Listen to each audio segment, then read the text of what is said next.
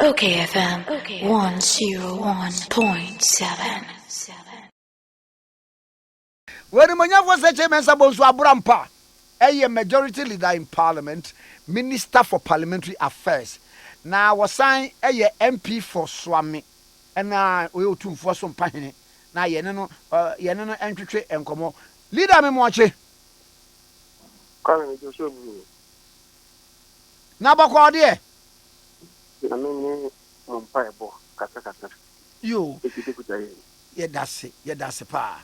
Asamu ababeto the daily dispatch anim na walk can say what attributed to you. So we say Adwoa Sarfo cannot call herself an MP again. Majority leader and the asemi abeto dwom. Et say na me te send your committee na aka na. Tennis. Aye. Oh, no. Pero no committee of Mercedes. Some said they go for the one kata na dey. O kasa ono nti asere na ode we newspaper headline. So nfa mo ne mo kai no. Eno na me kokuma. Radio station ni bi tale na make sure mo akire wo. Ni thinking to na ne se. Bano. Ye map your constitution say. We am Mercedes. Na Mercedes na kwa. Na sekina de kopia no. Emu de bi dem. Se wa mam Mercedes fi ho. Na once the kwan free ita ho. So wontimi ma. Amesika na ampene so amawa. Sese wa wutu emu de du de mu na anasa de prosa otumra. Bisika na afekana ye call ye ni gitan asimu no. At chat ye free January. The last week in January. BBC Musumi 9 day to sunum 5th April. 5th April no dana ye pege mu no ani speaker. Na say. Na gen akusi asem bi so a say. Eni ka me say omato ma se bega. Afetane mo de dide no za mi tinu ana yakọ. Na omo anyi oni se nti ho. Amansre pan nfi ne ho. Amansre kwan nti. Obokire di ama na so for from privileges committee. Say omonko no monko sign wo ho. Omoko na say aso mbeka no twaso mu a committee no agitimu a say eno ano no. Omonya sembe di ama committee ni dia na je so makonya na beda dampan. No omoko ye no. Na record it. Ko kana se no. And in Japan ko kana se. Onu mi no and about so for na say omo aji omo asem ati asem akwasem. Na joa edi omo pre no di kan. Wa ma. Ni pre no so no.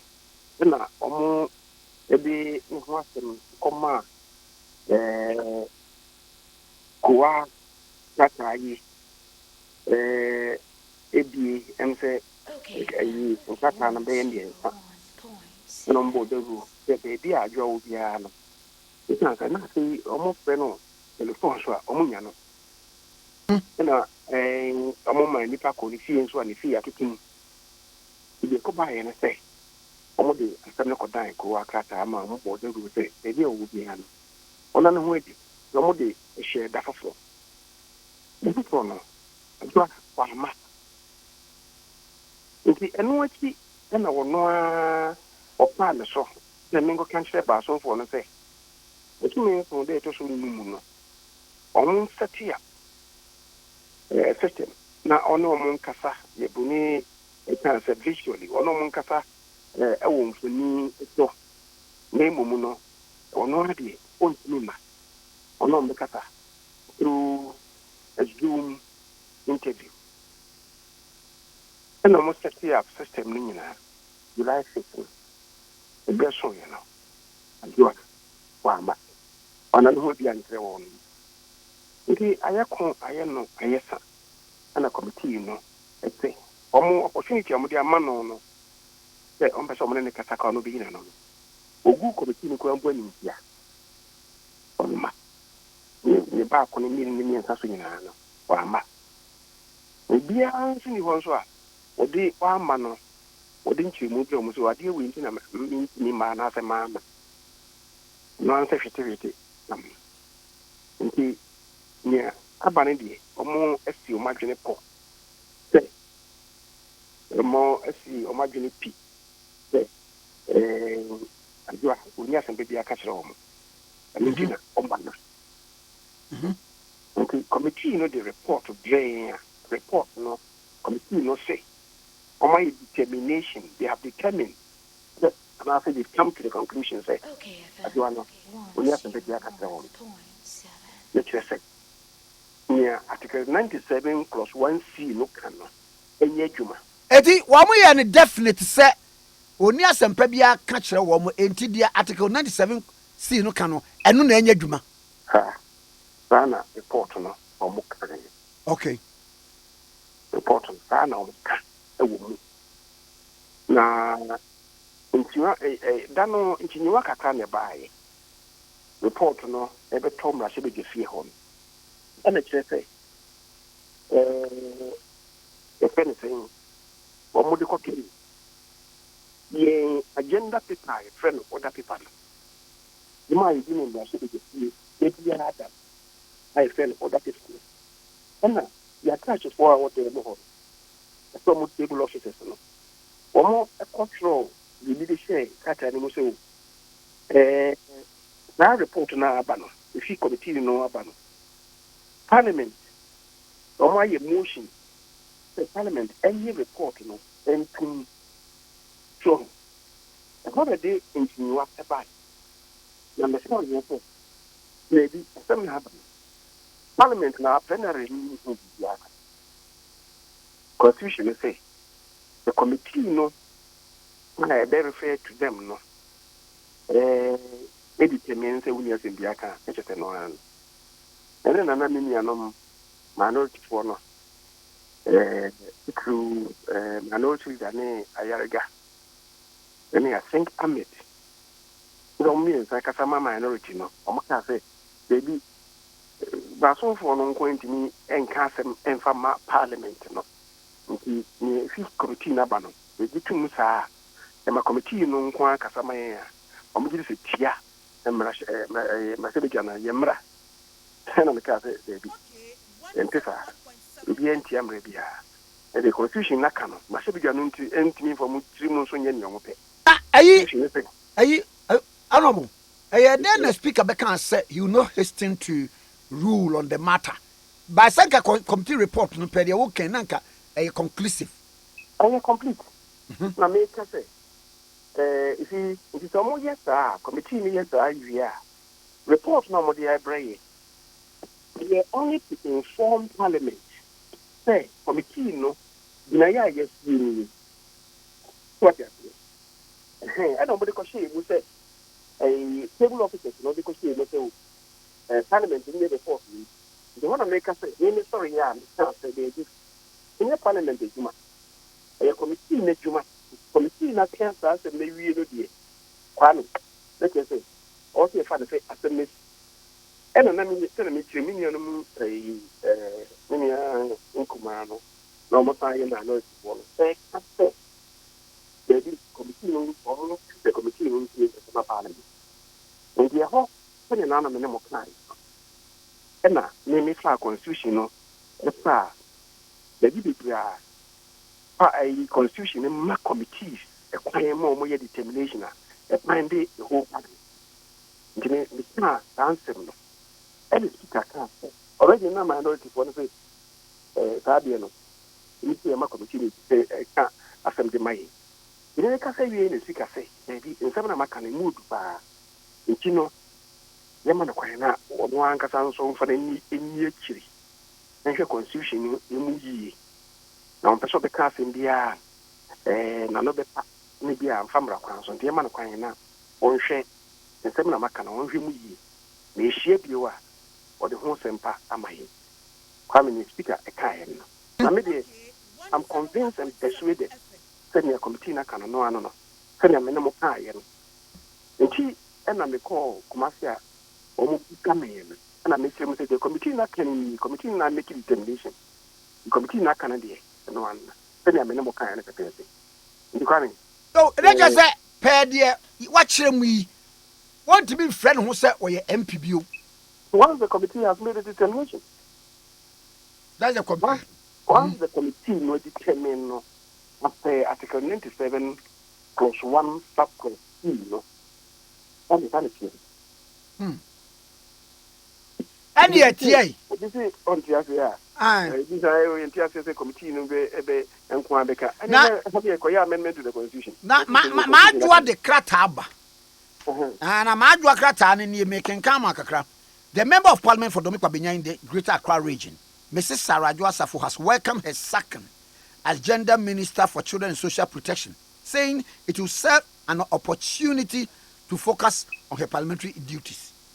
In a thank you letter to the President on July 28, 2022, she said, I would like to express my gratitude for the opportunity to serve as Minister for Gender, Children and Social Protection. On Friday, 29th July, Ms. Adwoa Sarfo handed all over blah blah blah blah blah blah blah. Now, what's it? What that president has said, Nebema ne kwan ama what me aye ne parliamentary duties ne eyi. Now, what's it? I'm exceedingly grateful for your understanding, compassion, and unending devotion throughout this past year, especially during a very difficult period for me where I have had to be away from office. Your kind support has been very much welcome, and I remain eternally grateful. Neja say when you say Edman wa afen wo be ye ni yie pa o. Come in, send me. Me wa pa no wakasa.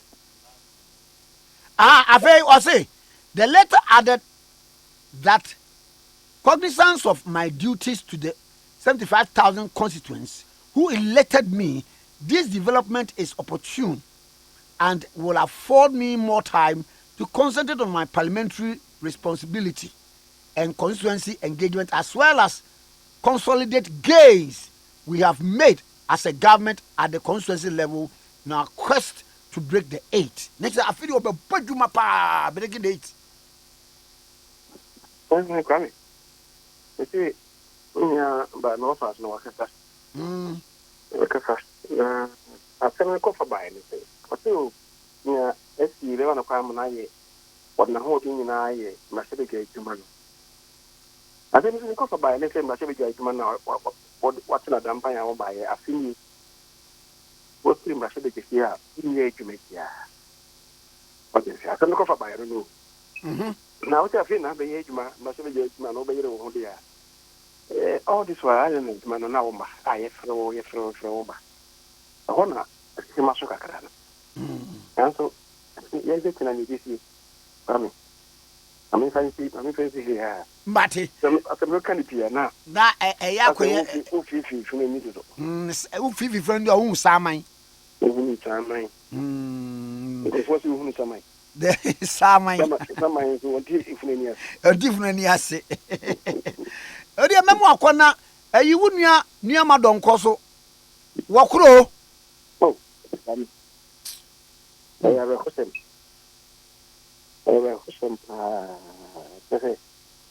me ya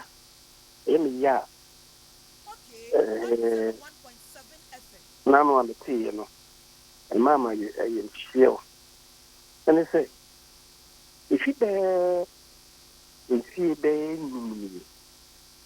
and me no look I'm casting me you know me who here with you let me who says hey man I'm here no but I'm saying and see on the man on 64 years e jo ba minister no e wo Kumasi health minister no e no abante wow so this is 64 years I just say look at me now, I'm making a feeling about 8 years in me. I'm say President Kufuor a brain no o free hono. So na President Mel say but and we fear one time been o captain say I think it was 2008 and was saying she yeah or Kyei Mensah o be kono akọ ibiase. Say say no mo dia kwan be ma me ma mo dia na yen nkobo. Yemba ni nkobo. It was Mel's time, President Mel's time. Because I say, the key reference to my position as minority and also minority that Omodiana, Aquambia, Bibiana, Yabra, Minko, what I would say in the field. Maybe I made a manoko, and I mean, Yankoda. Now, say, instead of the Busumi as a senior call, cabinet retreat to do a course, oh, with Yaseho. Near Banoa, yes, and I make up. Like you see, but please. Maybe I must never meant in Nimba. Let him rest, Namaba. I told myself that. One who social media that some have been not in my basa. Mantini uncle, Munio. And now to think of Corona or CG.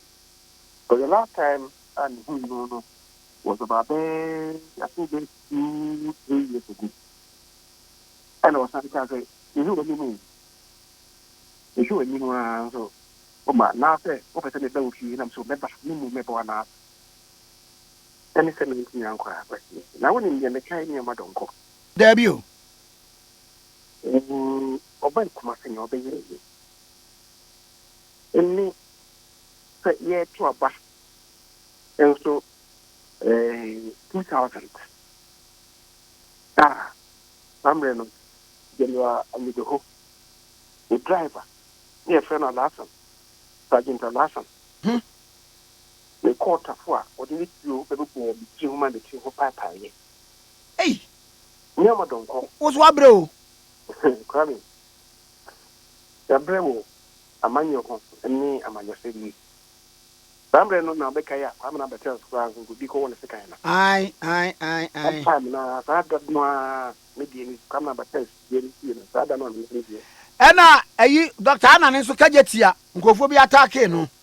yes so na eno ena le wo police station e ko report to asem no police station Tafo police station nti le wo ho no ena nyama donko yes what ya asem no ena bae Kone General Anyidoho. And I think there was one other person.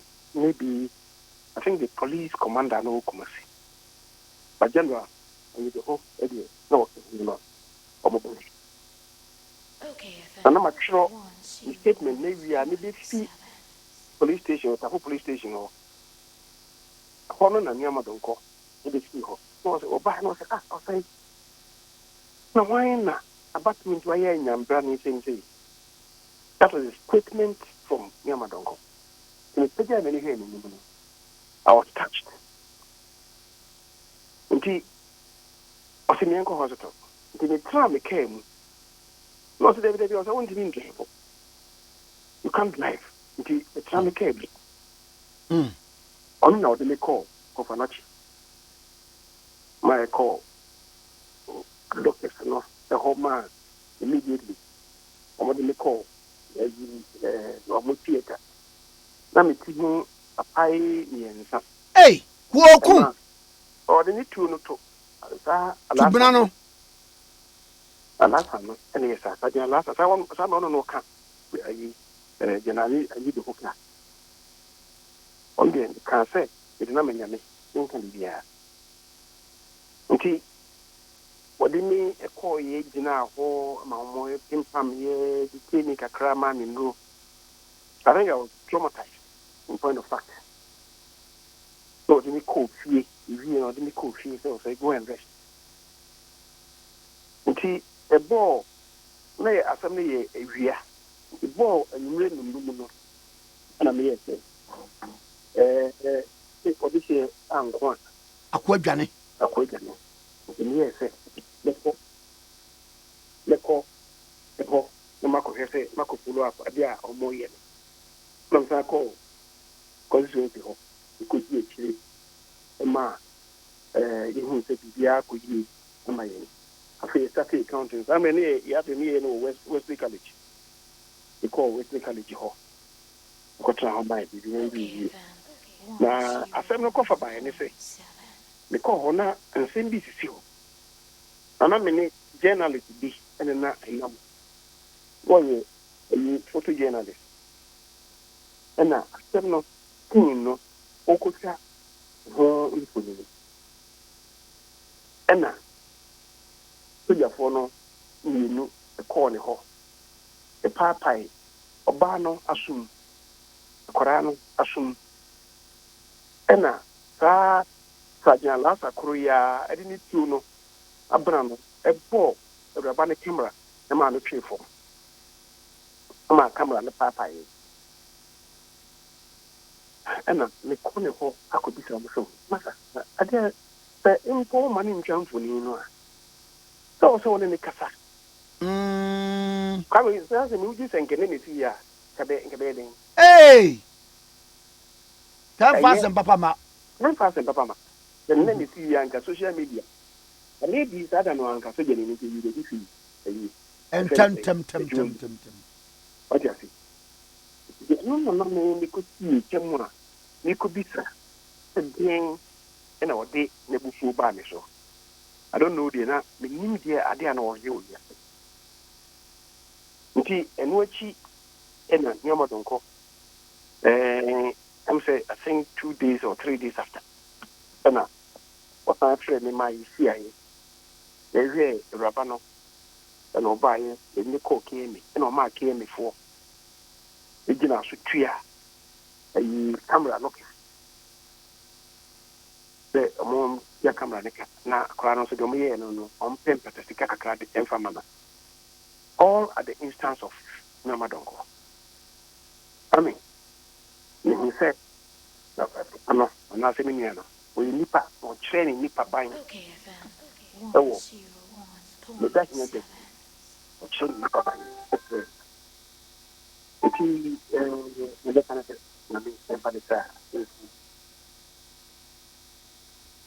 ekwan ba kwa na mienu so na ese we so nationalistic ese do ye NDC ni de but ne kasa mu ne na de ye mu no hu se ese oman edi kan ansa na bi amanyuko wo mu aba ade ye de yesu amfiri mu oh Sonia you know samre na ye share asie no from transitioning from the TNDC to NDC and to constitutional administration. Come nanya zengetwa.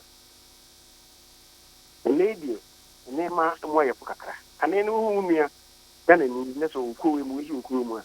Then kibu krabe. So, for him to have done what he did at the time, as far as I'm concerned, he stood him out. Say, oyinipa. Na nekasa emu. That is something that I learned from him.